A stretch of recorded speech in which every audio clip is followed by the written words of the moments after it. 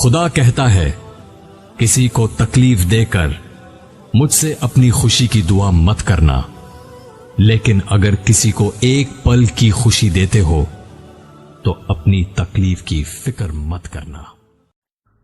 आज इस वीडियो के बाद हम स्लीप के एक्सपर्ट बन जाएंगे और आज हम 3 चीजें देखेंगे। पहला कि हमें किस पोजीशन में सोना चाहिए, दूसरा कि जल्दी नींद लाने के लिए क्या क्या तरीके हैं, और तीसरा हमें कितनी देर तक सोना चाहिए। तो सबसे पहला सवाल आता है कि स्लीप के बारे में हमें इतनी इन्फॉर्मेशन क्यों होनी चाहिए। हम दिन भर अपने काम में कितना फोकस रहेंगे, कितने एक्टिव रहेंगे, हमारा परफॉर्मेंस लेवल क्या होगा, कितनी जल्दी हमारे फेस पर रिंकल्स आएंगे, ये सब डिपेंड करता है स्लीप पर। और हमें cancer, heart disease, Parkinson disease, Alzheimer disease, इन सब डिजीज के चांसेस भी डिपेंड करते हैं हमारी स्लीप की क्वालिटी पर। तो सबसे पहला सवाल आता है कि हमें किस पोजीशन में सोना चाहिए। हम लोग 3 ही पोजीशन में सो सकते हैं, या तो बैक पर, स्टमक पर या साइडवेज। मेजॉरिटी लोग 63% लोग साइडवेज सोते हैं। तो हम पहले इसी से स्टार्ट करते हैं। हम 2 तरीके से साइडवेज सो सकते हैं, लेफ्ट साइड या राइट साइड। हजारों सालों से चला आ रहा आयुर्वेदा और इवन आजकल की लेटेस्ट साइंटिफिक डिस्कवरीज बताती है कि लेफ्ट साइड सोना हेल्थ के लिए सबसे ज्यादा फायदेमंद है। अब सवाल आता है कि क्यों। इस बात को आप लॉजिकली एक्सप्लेन करो, तो इसके लिए मैं बहुत थोड़ी सी बायोलॉजी का सहारा लूंगा। आप जैसे ही कोई खाना खाते हैं तो वो खाना एक पाइप के जरिए आपके पेट में पहुंचता है। इस पाइप को एसोफेगस कहा जाता है। अब जैसे ही खाना आपके पेट में पहुंचता है, आपके पेट में गैस्ट्रिक फ्लूइड्स रिलीज होते हैं, यानी एक एसिड रिलीज होती है जिसे उस खाने को डाइजेस्ट किया जाता है और नेक्स्ट सेक्शंस में पहुंचाया जाता है। अब ये एसिड वापस उस पाइप में एसोफेगस में ना आ जाए, इसके लिए एसोफेगस के एंड में एक वॉल्व लगा है जिसका काम है कि जैसे ही खाना पेट में पहुंचता है वो ऑटोमेटिकली बंद हो जाएगा। अब एज के कारण या और रीजन से ये वॉल्व ढीला पड़ जाता है, जिसकी वजह से पेट की एसिड्स एसोफेगस तक पहुंचने लगती है। अब क्योंकि हमारी बॉडी के अंदर हमारी स्टमक एक बीन की शेप में लेफ्ट हैंड साइड में है, इसलिए जब भी आप लेफ्ट हैंड साइड में सोते हो तो ग्रेविटी के जरिए हमारी सारी पेट की एसिड और खाना बॉटम में रहता है, जिसकी वजह से खाने को डाइजेस्ट करना बहुत आसान हो जाता है और आपके पेट की एसिड एसोफेगस तक नहीं पहुंचती। लेकिन अगर अब आप इमेजिन करो कि आप राइट हैंड साइड में सोए हो, तो आपने इस प्रोसेस को कम्प्लीटली ऑपोजिट कर दिया है और इसकी वजह से अब आपके पेट की एसिड आपके एसोफेगस तक पहुंचेगी, जिसकी वजह से आपकी छाती जलने लगेगी और टेक्निकल टर्म्स में इसे हार्टबर्न और रिफ्लक्स भी कहा जाता है, जिससे हाइटल हर्निया और गर्ड की बीमारी हो सकती है।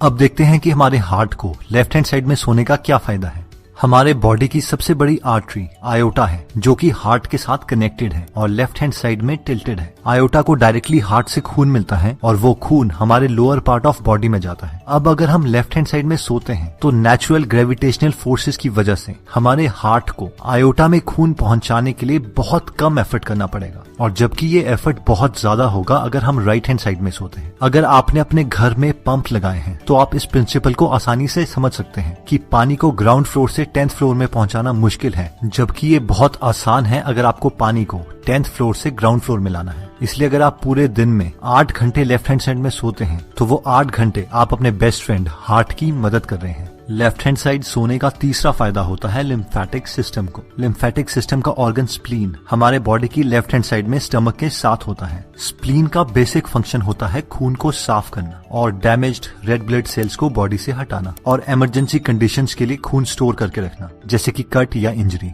अब क्योंकि स्प्लीन को खून साफ करना है और लिम्फेटिक सिस्टम में कोई हार्ट की तरह पंप नहीं है, इसलिए खून मसल की कॉन्ट्रैक्शन से धीरे धीरे स्प्लीन तक पहुंचता है। और अगर आप लेफ्ट साइड सोते हैं और क्योंकि स्प्लीन भी लेफ्ट साइड है, तो नेचुरल ड्रेनेज की वजह से खून स्प्लीन तक पहुंच सकता है और आप अपने स्प्लीन की भी मदद कर सकते हैं। हमें बीमारियां तब लगती हैं जब हमारी बॉडी वेस्ट प्रोडक्ट्स को हमारे खून से हमारी बॉडी से नहीं निकाल पाती, और लिम्फेटिक सिस्टम का यही काम है कि वो हमारे ब्लड से वेस्ट प्रोडक्ट्स को बाहर निकाले। इसीलिए आयुर्वेदा में सबसे पहले लिम्फेटिक सिस्टम को ही ट्रीट किया जाता है। इसीलिए अगर हम लेफ्ट साइड में सोते हैं तो हम हर रोज अपने हार्ट की, अपने लिम्फेटिक सिस्टम की और अपने डाइजेस्टिव सिस्टम की हेल्प कर सकते हैं, और अगर हम राइट साइड में सोते हैं तो हमारे बॉडी के ऑर्गन्स को ये हेल्प नहीं मिल पाती। नेक्स्ट स्लीपिंग पोजीशन आती है जब हम अपनी बैक पे सोते हैं। इस पोजीशन में सोने से हमारे बॉडी के ऑर्गन्स को ना कोई एक्स्ट्रा काम करना पड़ता है, ना ही उसे कोई एक्स्ट्रा एडवांटेज मिलती है, लेकिन हमारी स्पाइन नेचुरल अलाइनमेंट में रहती है, जिसकी वजह से हमें कोई भी बैक पेन, नेक पेन या फिर शोल्डर पेन नहीं होती।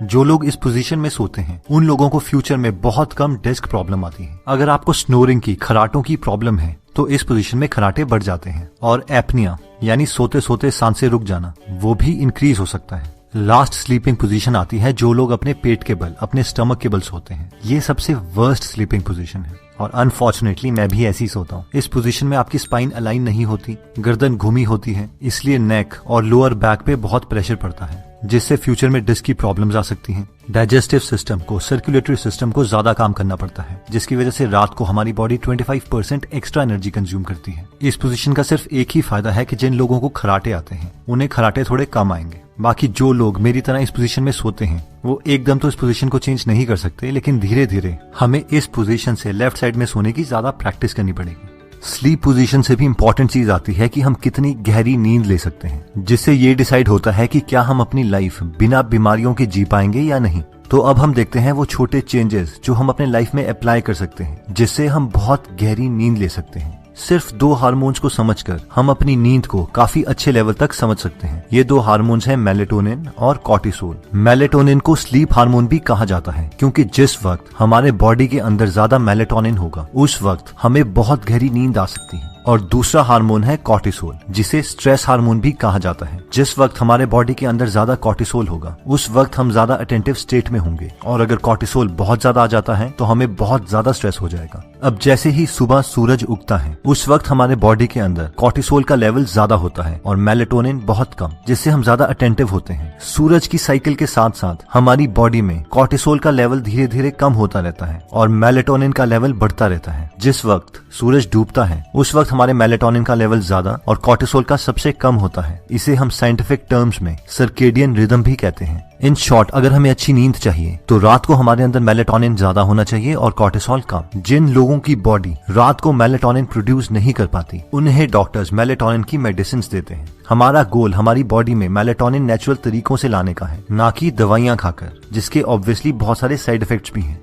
अगर हमें अपनी बॉडी में मेलेटोनिन नेचुरल तरीके से पैदा करना है तो हमें अपने बॉडी को 2 कंडीशंस प्रोवाइड करनी पड़ेगी। पहला है डार्कनेस, यानी कमरे में पूरे तरीके से अंधेरा, और दूसरा है consistent sleep and wake cycle, यानी हर रोज ऑलमोस्ट सेम टाइम पर सोना और सेम टाइम पर उठना। कमरे में अंधेरा होना हमारी गहरी नींद के लिए इतना ज्यादा इंपॉर्टेंट है कि कॉर्नेल यूनिवर्सिटी के रिसर्चर्स ने एक एक्सपेरिमेंट किया, जिसमें उन्होंने एक आदमी को एक पूरे अंधेरे रूम में सुलाया, उसके साथ सेंसर्स अटैच किए और फाइबर ऑप्टिक केबल से एक 50 पैसे के सिक्के के बराबर थोड़ी सी लाइट उसके घुटने के पीछे कंसिस्टेंटली फ्लैश करी, और सिर्फ इतनी सी लाइट से उसकी पूरी स्लीप साइकिल डिस्टर्ब हो गई। और जो लोग रात को पूरे अंधेरे में सोने से डरते हैं वो रेड लाइट का नाइट बल्ब यूज कर सकते हैं। नेक्स्ट आता है ब्लू लाइट। हार्वर्ड के रिसर्चर्स ये कंफर्म कर चुके हैं कि ब्लू लाइट हमारा कॉर्टिसोल लेवल इंक्रीज करती है और मेलेटोनिन सप्रेस करती है, यानी डिक्रीज करती है। और अनफॉर्चुनेटली हमारे सारे गैजेट्स, हमारा सेलफोन, हमारे लैपटॉप, हमारा टेलीविजन, ये सारे ब्लू लाइट एमिट करते हैं। और रात के वक्त हर 1 घंटा जो हम इन डिवाइसेस के साथ गुजारते हैं उससे हमारी 30 मिनट की डीप स्लीप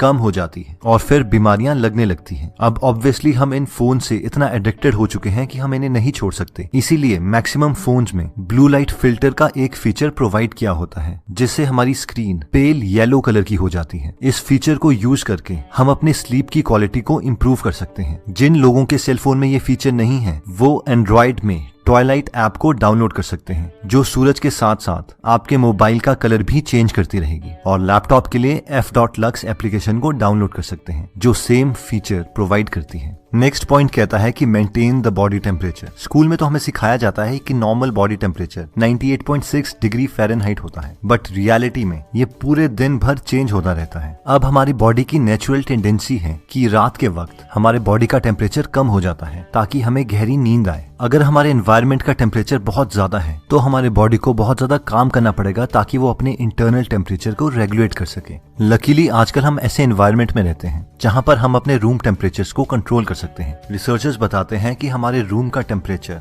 स्लीप के लिए 16.6 डिग्री से 20 डिग्री सेल्सियस तक बेस्ट है। अपने बॉडी टेम्परेचर को कंट्रोल करने के लिए दूसरा ऑप्शन आता है कि हम सोने से 2 घंटे पहले गर्म पानी से नहा लें। अब ये सुनने में तो काउंटर इंट्यूटिव लगता है कि नहाने से तो हमारा बॉडी टेम्परेचर इंक्रीज हो जाएगा, लेकिन नहाने के बाद जैसे ही हमारे बॉडी का टेम्परेचर इंक्रीज होगा वो ऑटोमेटिकली हीट रिलीज करता रहेगा ताकि बॉडी का टेम्परेचर और एनवायरनमेंट का टेम्परेचर बराबर आ जाए। और फाइनली वो थोड़ी एक्स्ट्रा हीट रिलीज कर देगा जिससे बॉडी का टेम्परेचर एनवायरनमेंट के टेम्परेचर से थोड़ा कम रहेगा और हमें गहरी नींद आएगी। नेक्स्ट पॉइंट आता है कि हर रोज हमें कितने आवर्स तक सोना चाहिए।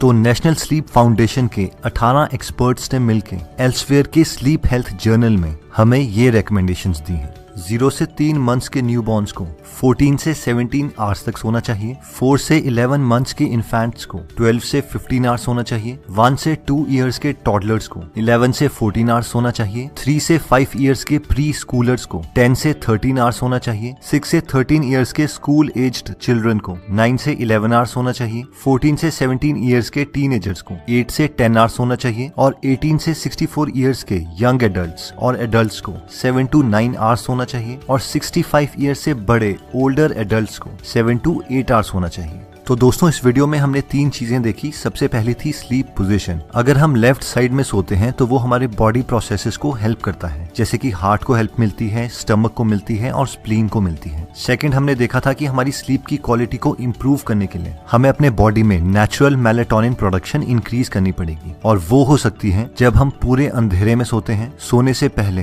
ब्लू लाइट को अवॉइड करते हैं या फिर स्लीप से 2 घंटे पहले गर्म पानी से नहा लेते हैं। और फाइनली हमने देखा था कि हमें हमारी एज के अकॉर्डिंग कितनी